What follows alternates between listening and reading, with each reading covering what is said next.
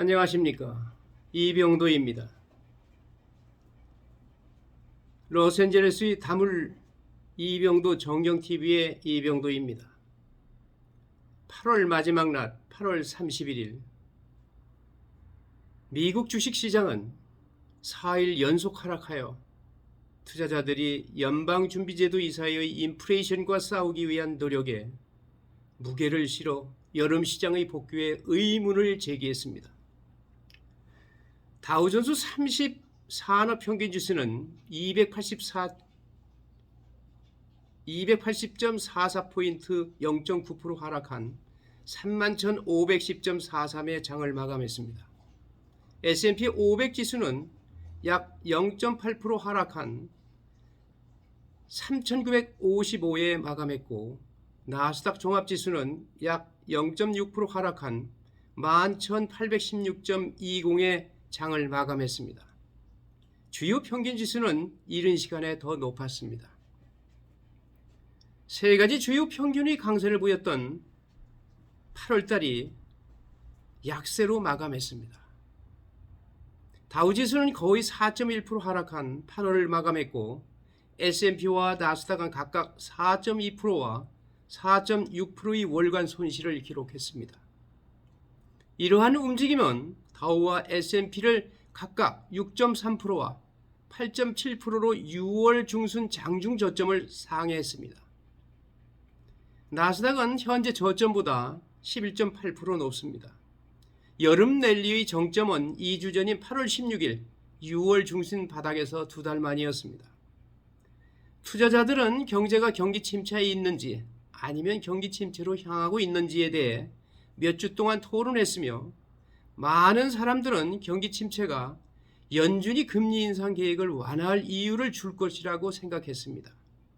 그러나 제롬 파월 연준 의장은 금요일 잭슨홀 연설에서 중앙은행이 인플레이션 억제에 전념하고 있으며 경기 침체 환경에서도 금리를 계속 인상할 것이라고 반복했습니다.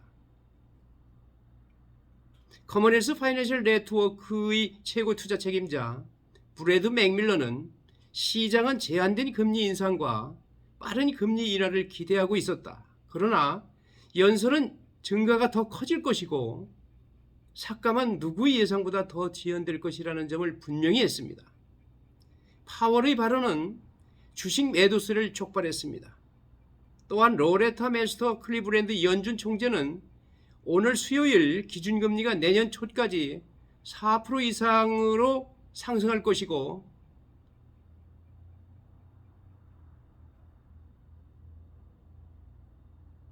화요일 존 윌리엄스 뉴욕 연준 총재도 수요 둔화를 위한 다소 제한적인 정책을 촉구했습니다. 특히 로레타 맨스터 클리브랜드 연준 총재의 발언은 지금까지 나왔던 매파의 기준을 더 강하게 이야기한 것입니다. 현재 기준금리는 2.25에서 2.5의 구간에 있습니다. 그러나 내년 초까지 4% 이상으로 금리를 상승시킨다는 걸 강조한 것입니다. 이 정도로 8월 전체를 통산한 시황을 말씀드렸습니다. 오늘의 본론은 리슈어링입니다. 리슈어링은 오프슈어링에 반대되는 이야기라 이해하시면 됩니다. 여러분들이 오프슈어링에 대해서는 많이 들어봤을 것입니다. 한국에서 중국에 투자하는 부분, 또 인도네시아 투자하는 부분, 인도에 직접 투자하는 부분, 소위 해외에 직접 투자를 하는 부분을 오프쇼어링이라고 이야기를 합니다. 리쇼어링은 해외에 투자했던 그 회사를 다시 본국으로 되돌리든가 아니면 제3국으로 이전하는 겁니다. 소위 말해서 해외로 나갔던 회사의 그 헤드쿼터를 북경에 있던 것을 예를 들어서 아니면 상해에 있던 것을 아니면은 광동에 있던 것을 인도로 간다든가 아니면은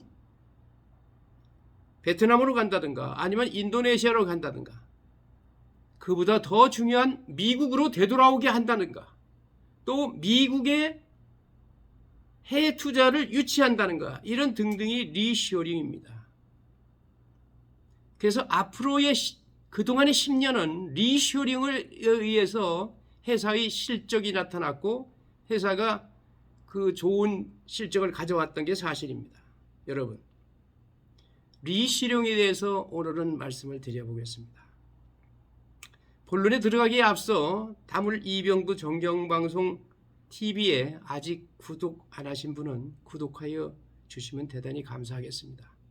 구독은 영상 제작에 보다 큰 힘이 됩니다. 보다 알찬 방송으로 여러분에게 보답하여 드리겠습니다. 자, 본론에 들어갑니다. 미국 기업들이 빠른 속도로 리쇼링을 하고 있습니다. 트렌드를 우리가 플레이하는 방법은 여러 가지가 있을 수 있습니다.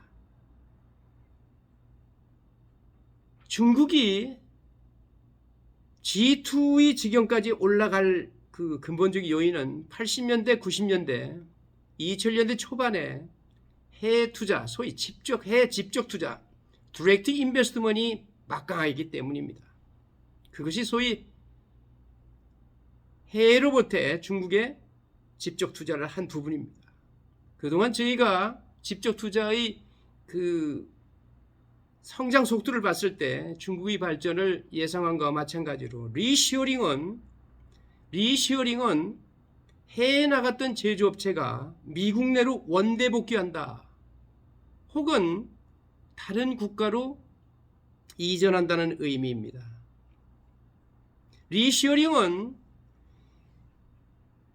리쇼링 추세는 제조 및 공급망의 일부를 다른 국가로 이전하는 기업은 지난 10년 동안 호황을 누렸습니다. 리쇼링을 해야 하는 이유는 여러 가지가 있습니다. 일부 회사는 특정 국가의 규칙과 제한을 피하거나 잠재적인 중단을 제한하기 위해 공급망을 단축하기를 원합니다. 이 특정 국가라 하면은 여러 생각할 거 없이 아마 중국을 연상하면 딱 맞습니다. 다른 사람들은 정부의 투자나 인센티브로 인해 제조업을 이전할 수도 있습니다. 이야기는 오늘날 미국이 해외에 나갔던 미국 기업을 본국으로 다시 끌어들이기 위해서 이전하도록 투자 인센티브를 주기 때문에 이야기가 하는 겁니다. 미국은 가장 큰 수혜국 중에 하나였습니다. 리쇼링 이니셔티브의 데이터에 따르면 2022년 미국으로 복귀한다고 발표된 리쇼링 및 외국인 직접 투자 일자리는 34만 8,493개로 사상 최고치를 기록했습니다. 여러분, 9월 2일 고용지표가 발표됩니다마는 이 부분이 미국이 완전 고용에 가까운 지난 8월 고용지표가 3.5%였죠. 실업률이 3.6%였었는데 이 3.5%, 3.6%를 기록하는 데 결정적인 요인이 리쇼링에 기인한다고 볼 수도 있습니다. 이로 인해 2010년 이후로 복원된 미국의 총 일자리는 160만 개 이상으로 늘어났으며 이 비영리 단체는 일자리와 외국인 투자 유치에 중점을 두고 있는 비영리 단체입니다. 리쇼링 이니셔티브는 비영리 단체입니다. 리쇼링 이니셔티브의 설립자인 해리 모저는 추세는 다소 순조롭게 진행됐다며 2019년 이후 기업들은 혼란에 대한 두려움에 더 동기를 부여받았다고 덧붙였습니다. 이러한 추세에는 공급망의 일부를 옮기거나 제조를 해외의 다른 국가로 옮기는 회사도 포함됩니다.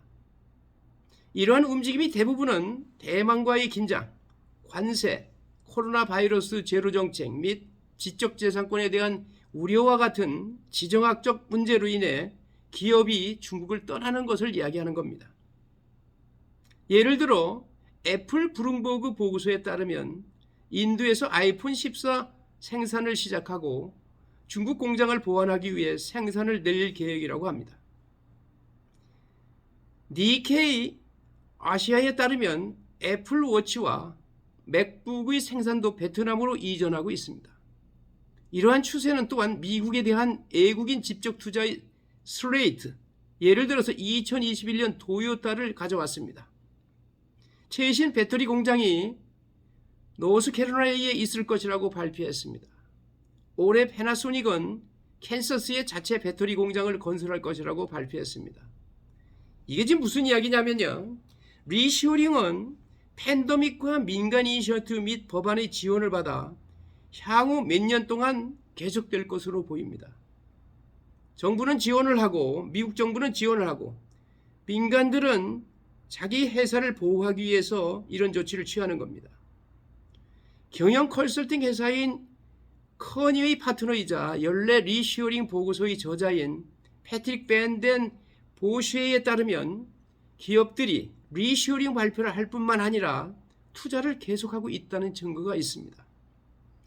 이는 2021년 미국 국내 총생산 GDP 대비 아시아 저비용 국가의 공산품 수입을 측정하는 키니 리쇼링 지수가 마이너스를 기록했지만 기업들이 리쇼링을 진지하게 받아들이고 있고 추세가 계속될 것이라는 긍정적인 신호가 나오고 있습니다.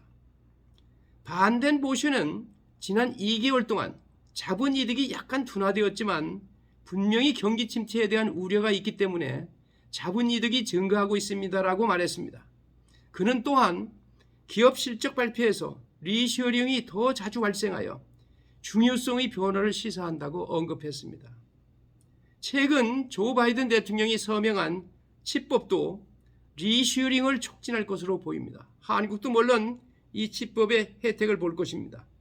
이 법안에는 컴퓨터 칩을 생산하는 미국 기업에 대한 520억 달러와 산업 투자를 장려하는 세금 공제에 대한 수십억 달러가 포함됩니다.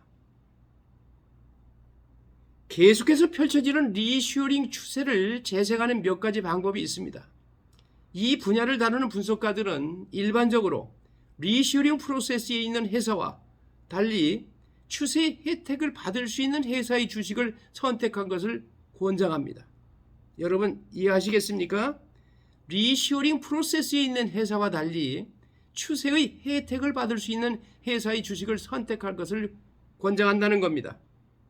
리쇼링 프로세스는 수년이 걸릴 수 있고 프로세스가 진행되는 동안 주주에게 큰 혜택을 주지 못할 수 있기 때문입니다. UBS의 크리스 스나이더 주식 리서치 이사는 일반적으로 추세의 혜택을 받는 기업이 더 나은 주식이라고 생각한다고 말했습니다. 소위 간접적 이득이 많다는 것입니다. 산업 로봇 및 자동화 같은 일부 산업이 승자가 될 것입니다. 다른 회사들은 보다 구체적으로 산업기술회사, 유통업체, 부품 제공업체에 배팅하고 있습니다. 베어드의 분석가 데이비드 만데이는 목요일 메모에서 리쇼링, 니어스쇼링이 향후 10년 동안 인더스트리얼 디스트리뷰터에 150억 달러의 충분 이익을 창출할 수 있을 것으로 추정합니다라고 말했습니다. 새로운 국내 제조 현장은 운영을 위해 상당한 증분, MRO, 즉 유지 보수 수리 및 운영 공급이 필요하며 이는 우리가 보기에 대부분이 상승을 이끌 것입니다. 쉽게 얘기하면은 기업이 미국으로 들어오면은 그거를 유지, 보수, 수리 및 운영에 대한 부수 효과가 상당할 거라 하는 이야기입니다. 베어드는 이러한 추세로 인해 산업 공급 부문에서 향후 10년 동안 1%의 추가 수익 성장 가능성이 있다고 주장합니다. 맨데이는 제조 건설, 더 높은 MRO, 유지 보수, 수리 운영, 운영비 가격 및 더 낮은 운전 자본에서도 더 작은 추가 혜택을 볼 수 있다고 말했습니다. 구체적인 회사는 제가 방송에서 생략하겠습니다. 메릴과 뱅크 오브 아메리카 프라이빗 뱅크의 투자 전략가인 로렌 산필포는 자동차 및 로봇 공학 분야의 회사와 마찬가지로 제조업도 승자가 될 것이라고 말했습니다. 그녀는 또한 외국인 직접 투자에 잠재적인 투자 기회가 있다고 언급했습니다. 그녀는 미국에 설립된 일본 로봇 회사를 예를 들어 이 이야기는 미국 회사에 관한 것이 아니라 외국 다국적 기업이 미국에 온다는 이야기입니다라고 말했습니다. 자, MRO 지금 설명하는 겁니다. 유지, 보수, 수리 및 운영은 외국인 회사가 미국에 들어오면은 실질적으로 그 회사의 유지, 보수, 수리, 운영은 누가 담당합니까? 미국에 있는 회사들이 담당하는 겁니다. 그 이야기를 지금 간략하게 말하는 것입니다.